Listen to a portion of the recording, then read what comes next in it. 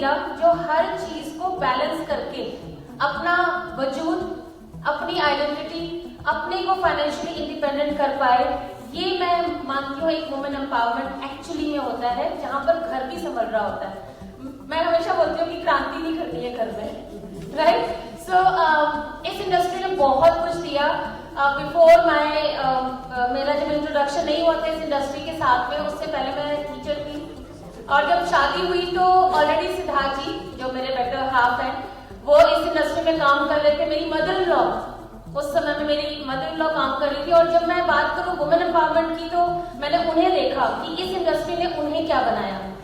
उन्होंने 50 साल की जॉब से जो सेटिस्फेक्शन नहीं ली, 50 साल तक उन्होंने जॉब करी, उसके बाद इस इंडस्ट्री में अपना कदम रखा, उन्होंने बेटे को इंडिपेंडेंट करा, और एज अ वुमेन वो खुद तो सशक्त बनी, बट एक ऐसी अपॉर्चुनिटी हमें देखी गई, आज वो इस दुनिया में नहीं है, जो इस इंडस्ट्री की वजह से हमें देखी गई। तो ये industry is the most powerful word in my dictionary, network marketing.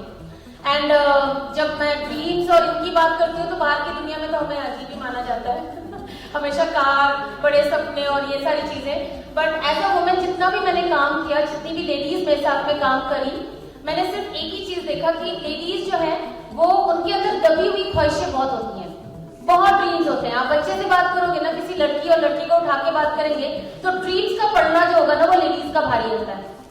Am I right? Yes. मैं ये बनूंगी, मैं वो करूंगी, मैं ऐसा पहनूंगी, मैं वो करूंगी। वो जो सपना होता है ना कहीं अपॉर्चुनिटी ना होने की वजह से या हमारी सामाजिक बंदिशों की वजह से हम लोग नहीं पूरा कर पाते, या कुछ भी आप कह लीजिए XYZ। बट ये इंडस्ट्री हमें परिवार और हमारे जो सामाजिक चीजें उसे बैलेंस करके अपने आप को आगे निकालने के लिए जो हमें मौका देती है ना, मुझे इससे बेहतर इंडस्ट्री कुछ नहीं लगती है। सो फ्रेंड्स, मैं तो यही कहूंगी, वुमेन गैरअप कर लो।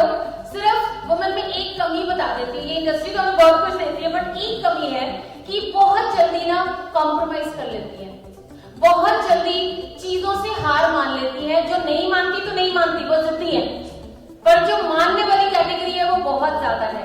सो मैं एक छोटे से उदाहरण से बोलूंगी, अगर किसी को प्रॉब्लम आ रही है यहाँ पर, और जितने भी पर्दे के पीछे की बात की जा रही थी, जो लेडीज पर्दे के पीछे पर वो काम कर रही है, बट वो पर्दे के पीछे क्यों कर रही है? क्योंकि वो चैलेंजेस जो थोड़ी सी इम्बैलेंस कर देती है, कई बारी घर में कुछ इश्यूज आ जाते हैं, कई बारी हमें वो चैलेंज बहुत बड़ा लगने लग जाता है। अगर थोड़ा समय, पेशेंस और जो हमारी कैरेक्टर है कि हम सब चीजें मैनेज कर सकती हैं, उसको अगर करके आगे समय निकाल के इस इंडस्ट्री में बने रहते हैं ना, तो वो समय भी आता है जहां पर आपको आपके नाम से और आपकी उस एबिलिटी, आपके उस त्याग को भी अप्रिशिएट किया जाता है by your family, by your समाज के थ्रू, चाहे वो आपके आसपास के लोग हो, सभी लोग आपको अप्रिशिएट करते हैं। आई होप यहाँ बैठी जितनी भी इंडस्ट्री की लेडीज होंगी, उन सब ने उन चैलेंजेस को पक्का कोई ऐसा नहीं हुआ होगा जिनको नहीं मिला होगा, पक्का मिला होगा, चाहे वो घर का हो, बच्चों का हो, कुछ भी हो।